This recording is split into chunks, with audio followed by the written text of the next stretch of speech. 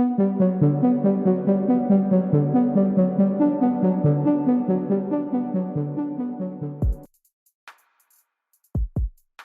keamanan pendudukan Israel mengumumkan kalau operasi militer di Gaza telah berakhir, menurut laporan dari otoritas penyiaran Ibrani, kan dilansir RNTV, Sabtu, 17 Agustus 2024. Setelah lebih dari 10 bulan serangan pendudukan Israel terhadap Gaza dimulai.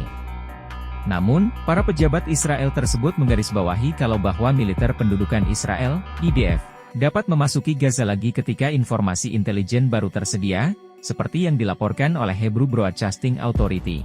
Pernyataan ini mengindikasikan friksi yang memuncak antara kalangan militer Israel dan birokrasi politik Tel Aviv di bawah pemerintahan Perdana Menteri Benyamin Netanyahu. Seperti diketahui, Netanyahu dituding mengulur-ulur waktu dan mempersulit terjadinya kesepakatan pertukaran sandera yang tengah berlangsung di Doha, Qatar, dengan mengajukan sejumlah persyaratan baru. Netanyahu, seperti diketahui, menyatakan Israel akan terus menggempur Gaza sampai mereka memperoleh kemenangan mutlak, dengan capaian target pemulangan sandera Israel, pemberangusan Hamas, dan pencegahan terulangnya serangan banjir Al-Aqsa 7 Oktober di masa mendatang. Hingga memasuki bulan ke-11 agresi militer di IDF, Hamas terbukti masih aktif memberikan perlawanan.